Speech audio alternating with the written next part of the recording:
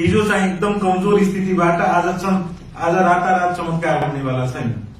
त्यो हामी सबैको सामूहिक प्रयासले, मन्त्रालय मात्र होइन, तपाईहरूको पनि सामूहिक प्रयास र स्पेशली श्रमिकहरूको पनि सामूहिक प्रयासले मात्र यो देशमा परिवर्तनको लहर चाहिँ हामी अगाडि बढाउन सक्छौं।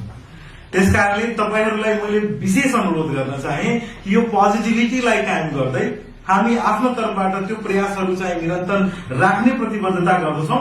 तर तपाईहरूलाई पनि के अनुरोध गर्दछौं कि तपाईहरूले पनि यो कुरालाई जज्बाको साथमा अगाडि बढाएर त्यो गाउँ घरमा आफ्नो ठाउँमा त्यो मोटिभेसन गरेर जनताहरूलाई कसरी सृजनशील बनाउन सकिन्छ, कसरी रोजगारसँग जोड्न सकिन्छ भनेर नवीनतम प्रयासहरू गर्नुहोला।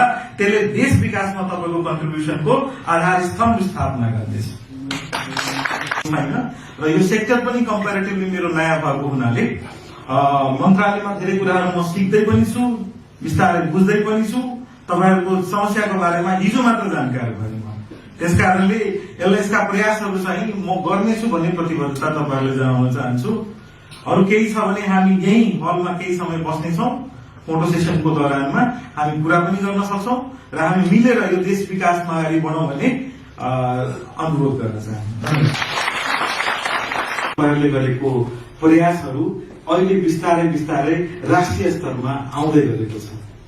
मैले भर्खर पञ्चकन्या गाउँपालिकाका साथी चाहिँ ले गरेको प्रयासहरूको बारेमा सुन्न पाए। योभन्दा पहिले मलाई जानकारी थिएन। यी प्रयासहरूले गर्दा नै देश बन्ने हो। एक हिसाबले देश बनाउने जिम्मा तपाईहरुको काँधमा छ। बेरोजगारहरूलाई रोजगारमा कसरी अगाडि बढाउन सकिन्छ, रोजगारीमा कसरी समेट्न सकिन्छ भन्ने कुरा अभिभार तपाईहरुको काँधमा छ। उनीहरू वैदेशिक रोजगारबाट फर्केर आइसकेपछि उलाई पुनः रोजगारमा कसरी सृजनशील तरिकाले अगाडि बढाउने भन्ने अभिभार पनि तपाईहरुकै काममा छ। अब देश विकासको यति ठूलो अभिभार बोकेका सम्पूर्ण साथीहरूलाई फेरि कोटी कोटी नमन गर्न चाहन्छु। के बोलौं भयो, तर म यसलाई बन्द गरेर आफ्नै मनको कुराहरू भन्न चाहे।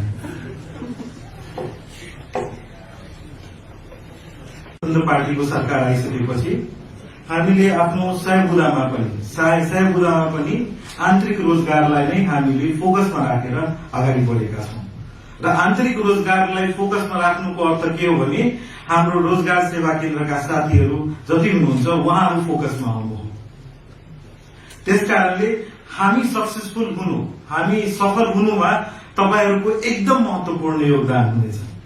त्यसकारणले सम्पूर्ण सबैजनामा आज त बागमतीका मात्र छौं, 119वटा पालिका मध्ये 109वटा पालिकाका साथीहरू छौं र तपाईहरुकै मार्फत मैले अरु साथीहरूलाई पनि भन्न चाहे तपाईहरुको जिम्मेवारी हामी भन्दा बढी छ र तपाईहरुलाई साथ र सहयोग गर्न हामी तयार छौं।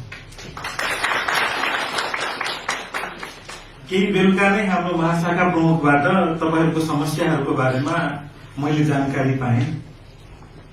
समस्याहरू हेर्दाखेरि सानो रहेछन्। हामी आफै श्रम रोजगार तथा सामाजिक सुरक्षा मन्त्रालय, तर हामी आफ्नै कर्मचारीलाई सामाजिक सुरक्षामा जोड्न सकेका छैनौं। यो विरोधाभास स्थितिलाई अन्त गर्ने मेरो प्रतिबद्धता छ।